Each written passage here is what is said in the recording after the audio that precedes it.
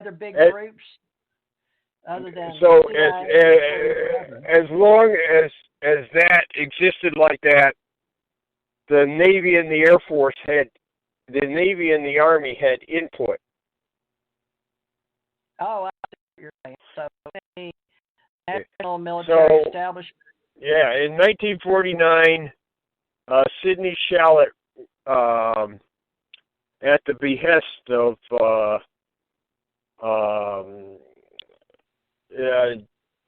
General Vandenberg, wrote a two-part article for the Saturday Evening Review.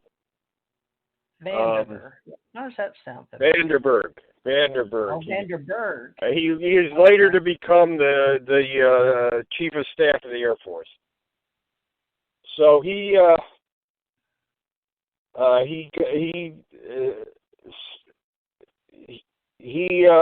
was friends with Sidney Shallot. Sidney Shallot wrote a lot of articles favorable to the Air Force, and one of the things that Vandenberg wanted him to do was to write an article on UFOs for the Saturday Evening Post. Oh, so they're going public with their findings now. Yeah, back in the 40s. Shallot wanted to do it in 48, but Vandenberg kept putting him off. So in 49, he said, "Do this." Yeah, but I'm going to explain how the Navy and the Army were involved here. Okay. So Shallot went out to Wright Field, where the UFO project was. But before they could do that, the Air Force asked the Navy and the Army if it was okay for Shallot to do this article and to see the material. So so you can see by this that the Air Force consulted with the Army and the Navy on this article before they could send Shallot out there. In other words, they asked for concurrence. Later on, I don't know exactly when, the Air Force gained prominence. They were the only ones. But in the early days, the Army and the Navy had input into the UFO project. They were collaborators for the defense of the United States and apparently the world at the time, right after Korean War, right? So the other services had input into what was going on, but finally the Air Force got primacy.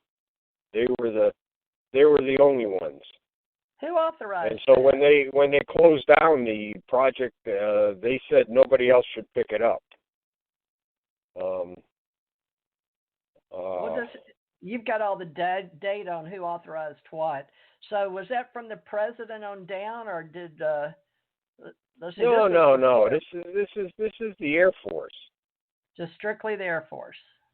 It's strictly the Air Force. The National Science Foundation got involved. It's recommendations. The National Science Foundation recommended that the Air Force's ideas be accepted. It wasn't, when a lot of intelligence going into it.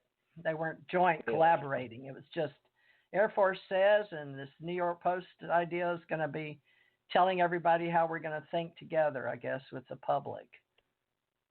Sounds like a railroad. Railroading, but okay. So you together. The Saturday Evening Post article is very interesting. That Sidney Shallot, he said that was the worst experience he had with the U.S. government, was writing that UFO article. It's a two-part article. It's in the Saturday Evening Post, and of course it was during Project Grudge, so it was very negative.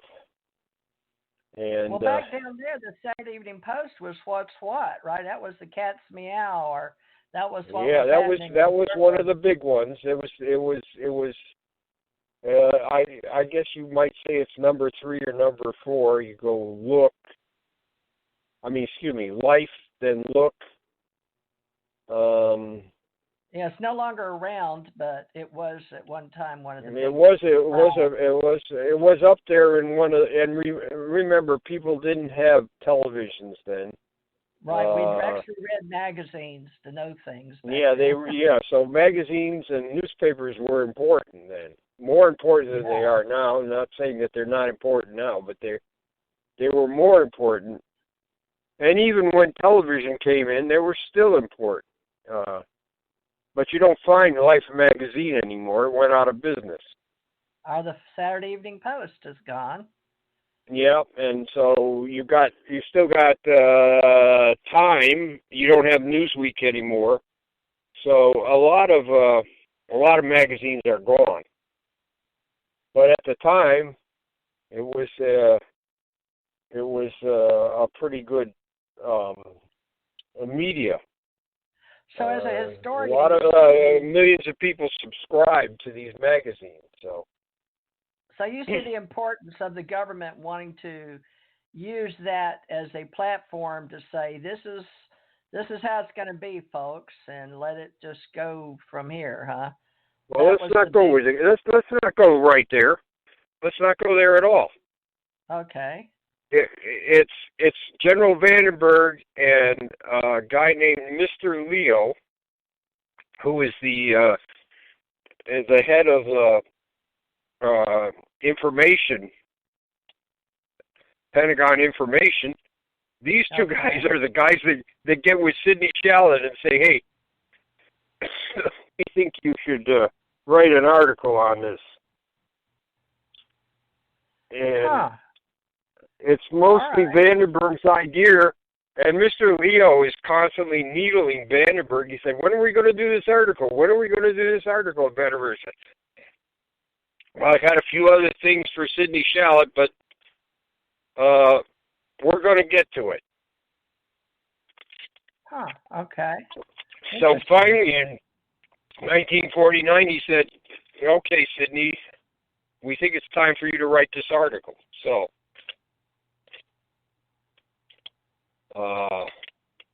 Vandenberg is the main, and this is all in his diaries. You can find this in his diary, Vandenberg's desk diary, because it tells he had numerous meetings with Mr. Leo and Sidney Shallot, and then a lot of meetings just with Sidney Shallot by himself, and the items discussed are there, and some of the discussion is there. So this is all in General Vandenberg's diary. Okay, so you have a copy of General Vandenberg's diary, or do we? No, I do not. I have. I went to the Library of Congress and looked at the diary. Wow. And I made because it's not like a book. It's every day all the things that he did are in this diary. Okay, so at 9 o'clock he meets with General Twining, and 10 o'clock he meets with General LeMay, and 11 o'clock he meets with Hillenkotter, the chief of the CIA, and 12 o'clock he goes to lunch with some of his staff. So that's the kind of thing that's in his diary. And every day it's the what happened those days, what he was doing at that time. Well, thank you for sharing that. That sounds pretty important, and it is. And people went and looked at 1947 because at the time, Roswell was the big thing. That's the only thing if you were a ufologist, that's the only thing you should be interested in. And there was a hoaxed disc that happened in Texas, and people went and looked in 1947 in the diary, and they found that entry, and that's the only thing they looked at. So they didn't look at further along what happened with. There's not, General Vandenberg was not much. He didn't do much about UFOs except with Sidney Shallot, and that's in there. And there's a number of things when he was involved with Sidney Shallot, and that took going through, turning page after page after page after page. A lot of pages. Now, people wrote General Vandenberg about UFOs. Mostly it was civilians, reporting UFOs, and of course those things. There was a log of what kind of letters came in. It wasn't complete, unfortunately, but like I said, people wrote to him. People in the public wrote to him about UFOs, about seeing them and everything. And of course, they were just the letters were just sent to right field. So you're he didn't answer those. As the standard or gold weight in ufology for Roswell set the benchmark, I get, because we had Foo Fighters and Orbs and all of that prior. No. The whole thing with Project 47 was to stay away from Roswell. Oh, okay. When I proposed Project 47, at that time, if you talked about UFOs, 90% of the talk was Roswell. Roswell. And I said, listen, 1947 was a giant UFO wave. It's the beginning of the UFO era. I said, Ted Blocher had looked at this, and it was a giant UFO wave, and I want to investigate the wave further. And my fellow colleagues told me, Blocher did all the investigation that's necessary. It's not important. Everything's been done, and I had to show them that there's still plenty of work to be done on 1947. And I said specifically when I started Project 47, I said, we're not going to look at Roswell. We're going to look at everything but that. If I find something about Roswell that's new, I'll let you know about it. On my website, there is some stuff that's maybe not new, but it's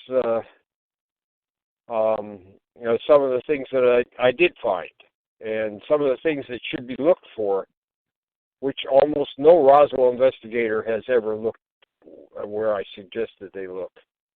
Well, Jan, let's discuss 47 to 74. But when did you, as Jan Aldrich, become a ufologist on the record? Is this in uniform in the Army or out of uniform after you get out of the Army and leave the post office? No, I read Ruppelt's book. At what age? Report on Unidentified Flying Objects. I don't know. I think in 1957. Oh my! So you're my age. Yeah, when I was